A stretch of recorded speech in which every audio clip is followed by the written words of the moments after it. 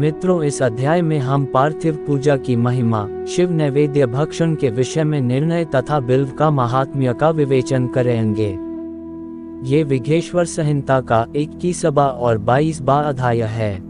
सूत जी बोले, महर्षियों, पार्थिवलिंगों की पूजा कोटि कोटि यज्ञों का फल देने वाली है।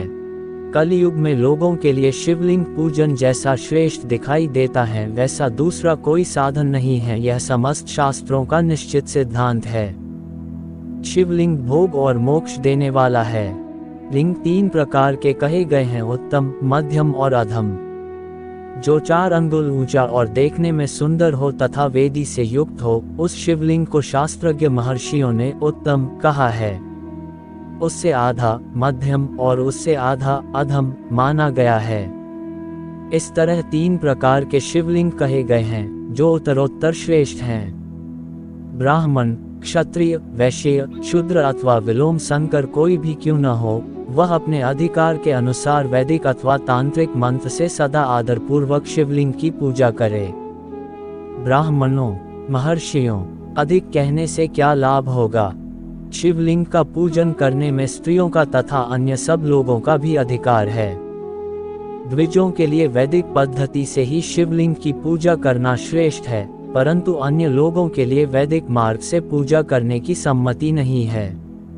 वेदज्ञ द्विजों को वैदिक मार्ग से ही पूजन करना चाहिए, अन्य मार्ग से नहीं। यह भगवान शिव का कथन है।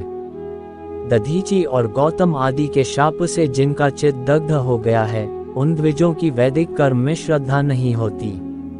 जो मनुष्य वेदों तथा स्मृतियों में कहे हुए सत्कर्मों की अवहेलना करके दूसरे कर्म को करने लगता है, उसका मनोरथ कभी सफल नहीं होता। इस प्रकार विधिपूर्वक भगवान शंकर का नैवेद्यांत पूजन करके उनकी त्रिभुवनमयी 8 मूर्तियों का भी वही पूजन करे। पृथ्वी, जल, अग्नि, वायु, आकाश, सूर्य, चंद्रमा तथा यजमान, ये भगवान शंकर की 8 मूर्तियां कही गई हैं। इन मूर्तियों के साथ साथ शर्व, भव, रुद्र, उग्र, भीम, ईश्वर, महादेव तथा पशुपति, इन नामों की भी अर्चना करे। तदनंतर चंदन, अक्षत और बिल्वपत्र लेकर वहां ईशान आदि के क्रम से भगवान शिव के परिवार का उत्तम भक्तिभाव से पूजन करे।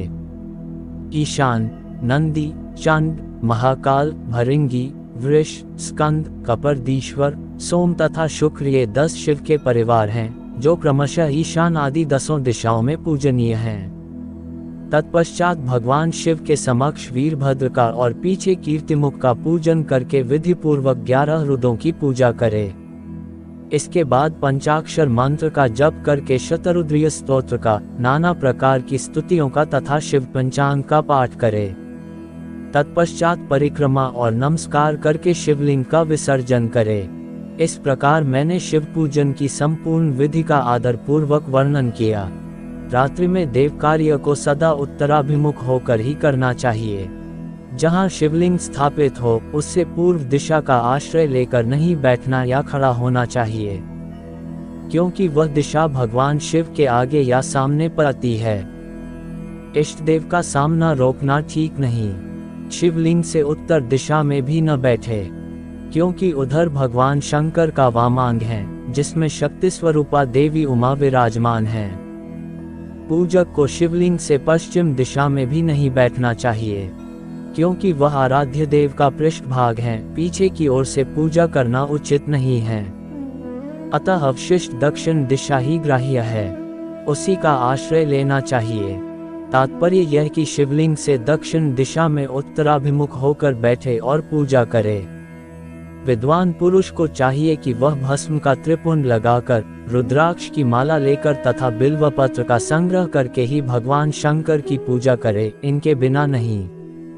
मुनि वरों, शिव पूजन आरंभ करते समय यदि भस्म न मिले तो मिट्टी से भी ललाट में त्रिपुंड अवश्य कर लेना चाहिए। ऋषि बोले, मुने, हमने पहले से यह बात सुन रखी है कि भगवान शिव का नैवेद्य नहीं ग्रहण करना चाहिए। इस विषय में शास्त्र का निर्णय क्या है, यह बताइए। साथ ही बिल्व का महात्म्य भी प्रकट कीजिए। सूत जी ने कहा, मुनियों, आप शिव संबंधी व्रत का पालन करने वाले हैं, अतः आप सबको शतश धन्यवाद है। मैं प्रसन्नता पूर्वक सब कुछ बताता है, आप सावधान होकर सुने। जो भगवान शिव का भक्त है, बाहर भीतर से पवित्र और शुद्ध हैं, उत्तम व्रत का पालन करने वाला तथा दृढ़ निश्चय से युक्त हैं, वह शिव नैवेद्य का अवश्य भक्षण करे। भगवान शिव का नैवेद्य अग्राह्य है, इस भावना को मन से निकाल दे। शिव के नैवेद्य को देख लेने मात्र से भी सारे पाप दूर भाग जाते हैं, उसको खा लेने पर तो करोड़ों पुण्य अपने भीतर आ जाते हैं। आए हुए शिव नैवेद्य को सिर झुकाकर प्रसन्नता के साथ ग्रहण करे।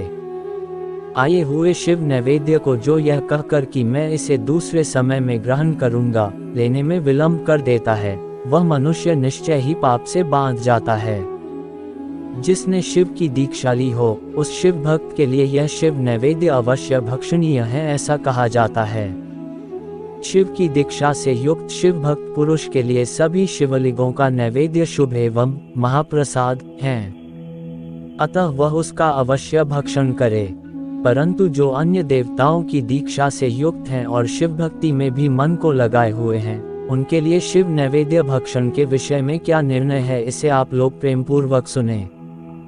ब्राह्मणों, जहाँ से शालग्राम शिला की उत्पत्ति होती है, वहाँ के उत्पन्न लिंग में रस लिंग, पार्दलिंग में पाषाण, रजत तथा सुवर्ण से निर्मित लिंग में, देवताओं तथा सिद्धों द्वारा प्रतिष्ठित लिंग में, केसर निर्मित लिंग में, स्फटिक लिंग में, रत्न निर्मित लिंग में तथा समस्त ज्योतिर्लिंग में विराजमान भगवान शिव के नैवेद्य का भक्षण चांद्रायन व्रत के समान पुण्यजनक है। ब्रह्महत्या करने वाला पुरुष भी यदि पवित्र होकर शिव निर्माल्य का भक्षण करके उसे सिर पर धारण करे तो उसका सारा पाप शीघ्र ही नष्ट हो जाता है। पर जहाँ चंड का अधिकार है, वहाँ जो शिव निर्माल्य हो, उसे साधारण मनुष्यों को नहीं खाना चाहिए। जहाँ चंड का अधिकार नहीं है, वहाँ के शिव निर्माल्य का सभी को भक्तिपूर्वक भोजन करना चाहिए। बाणलिंग, नर्मदेश्वर, लोह निर्मित, स्वर्ण आदि धातु में लिंग, सिद्धलिंग, जिन लिंगों की उपासना से किसी ने सिद्धि प्राप्त की है अथवा जो सिद्धों द्वारा स्थापित हैं, वे लिंग, स्वयंभूलिंग, इन सब लिंगों में तथा शिव की प्रतिमाओं मूर्तियों में चंड का अधिकार नहीं है। जो मनुष्य शिवलिंग को विधि पूर्वक स्नान कराकर उस स्नान के जल का 3 बार आचमन करता है, उसके कायिक, वाचिक और मानसिक तीनों प्रकार के पाप यहाँ शीघ्र नष्ट हो जाते हैं। जो शिव नैवेद्य, पत्र, पुष्प, फल और जल ग्राह्य है, वह सब भी शालग्राम शिला के स्पर्श से पवित्र ग्रहण के योग्य हो जाता है।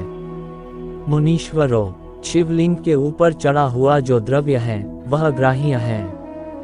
जो वस्तु लिंग स्पर्श से रहित है, अर्थात जिस वस्तु को अलग रखकर शिव जी को निवेदित किया जाता है, लिंग के ऊपर चाया नहीं जाता, उसे अत्यंत पवित्र जानना चाहिए। मुनिव्रो, इस प्रकार नैवेद्य के विषय में शास्त्र का निर्णय बताया गया। अब तुम लोग बिल्व का महात्म्य सुनो। यह बिल्व वृक्ष महादेव का ही रूप है। देवताओं ने भी इसकी स्तुति की है। फिर जिस किसी तरह से इसकी महिमा कैसे जानी जा सकती है। तीनों लोकों में जितने पुण्य तीर्थ प्रसिद्ध हैं, वे संपूर्ण तीर्थ बिल्व के मूल भाग में निवास करते हैं। जो पुण्यात्मा मनुष्य बिल्व के मूल में लिंग स्वरूप अविनाशी महादेव जी का पूजन करता है, वह निश्चय ही शिवपद को प्राप्त होता है। जो बिल्व की जड़ के पास जल से अपने मस्तक को सींचता है, वह संपूर्ण तीर्थों का स्नान का फल पा लेता है और वही इस भूतल पर पावन माना जाता है। इस बिल्व की जड़ के परम उत्तम थाले को जल से भरा हुआ देखकर महादेव जी पूर्णतया संतुष्ट होते हैं। जो मनुष्य गंध, पुष्प आदि से बिल्व के मूल भाग का पूजन करता है, वह शिवलोक को पाता है और इस लोक में भी उसकी सुख संतति बढ़ती है। जो बिल्व की जड़ के समीप आदर पूर्वक दीपावली जलाकर रखता है, वह तत्व ज्ञान से संपन्न हो भगवान महेश्वर में मिल जाता है। जो बिल्व की शाखा थामकर हाथ से उसके नए नए पल्लव उतारता और उनसे उस बिल्व की पूजा करता है, वह सब पापों से मुक्त हो जाता है। जो बिल्व की जड़ के समीप भगवान शिव में अनुराग रखने वाले एक भक्त को भी भक्तिपूर्वक भोजन कराता है, उसे कोटि गुना पुण्य प्राप्त होता है। जो बिल्व की जड़ के पास शिव भक्त को खीर और घृत से युक्त अन्न देता है, वह कभी दरिद्र नहीं होता। ब्राह्मणों, इस प्रकार मैंने सांगोपांग शिवलिंग पूजन का वर्णन किया। यह प्रवृत्ति मार्गी तथा निवृत्ति मार्गी पूजकों के भेद से दो प्रकार का होता है। प्रवृत्ति मार्गी लोगों के लिए पीठ पूजा इस भूतल पर संपूर्ण अभीष्ट वस्तुओं को देने वाली होती है। प्रवृत्त पुरुष सुपात्र गुरु आदि के द्वारा ही सारी पूजा संपन्न करे और अभिषेक के अंत में अग्नि के चावल से बना हुआ नैवेद्य निवेदन करे। पूजा के अंत में शिवलिंग को शुद्ध संपुट में विराजमान करके घर के भीतर कहीं अलग रख दे। निवृत्ति मार्गी की उपासकों के लिए हाथ पर ही शिव पूजन का विधान है। उन्हें भिक्षा आदि से प्राप्त हुए अपने भोजन को ही नैवेद्य रूप में निवेदित कर देना चाहिए। निवृत्त पुरुषों के लिए सूक्ष्म लिंग ही श्रेष्ठ बताया जाता है। वे विभूति से पूजन करें और विभूति को ही नैवेद्य रूप से निवेदित भी करें। पूजा करके इस लिंग को सदा अपने मस्तक पर धारण करें। ओम नमः शिवाय। ये अध्याय समाप्त हुआ। अगर आपको हमारी कथा अच्छा लगा तो इसे अपनी प्रियजनों को शेयर करें। हमारा चैनल श्री पपेश को सब्सक्राइब करें। धन्यवाद।